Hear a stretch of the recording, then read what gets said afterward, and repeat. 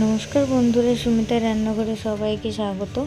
আবারও চলে এসেছি তোমাদের সাথে দুর্দান্ত একটা রেসিপি শেয়ার করতে। আজ তোমাদের সাথে শেয়ার করব পাকা আমের ফুলুরি রেসিপি। বিশ্বাস করো, আমি তালের ফুলুরি অনেকবার বানিয়ে খেয়েছি, কিন্তু পাকা আমের ফুলুরিটা আমি এই ফার্স্ট টাইম ট্রাই করলাম। খেতে খুব ভালো ছিল।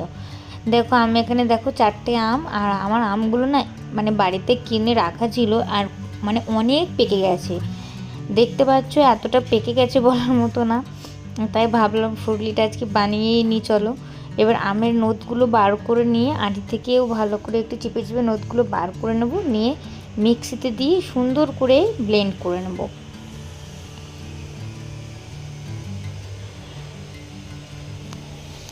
আর ফুলুরিটা বানানোর জন্য দেখো, একটা মাপ করে 1 বাটি ময়দা, সেই বাটির পরিমাপে সম পরিমাণ সুজি, আর স্বাদ মতো চিনি, আর দেবে অল্প করে একটু মৌরিটা একটু হাতে ঘষে নিয়ে দিয়ে দেবে, আর একটু অল্প করে লবণ দেবে সামান্য পরিমাণে।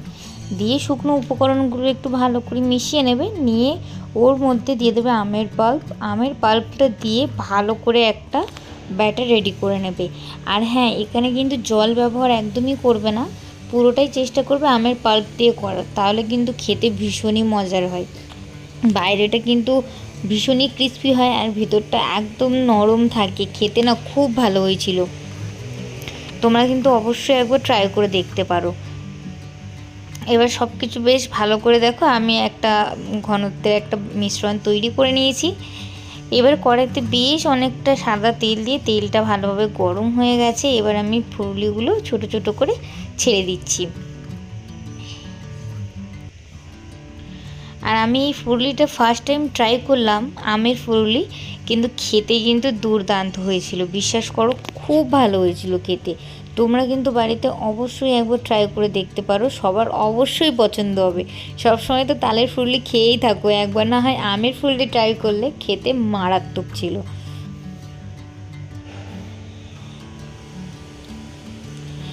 দেখো, ফুলুরিগুলো সব আমি একে একে দিয়ে বেশ এপিট ওপিট লাল লাল করে মুচমুচে করে ভেজে নেব।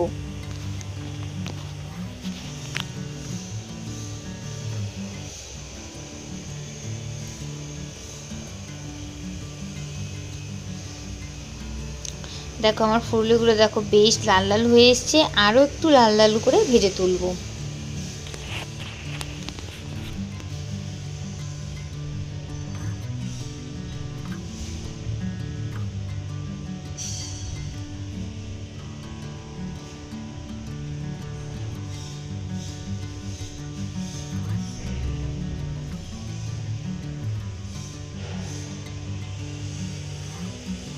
দেখো, ফুলুরিগুলো বেশ একদম লাল লাল মুচমুচে করে ভেজে নিয়েছি। এবার আমি তেল থেকে তুলে নিচ্ছি।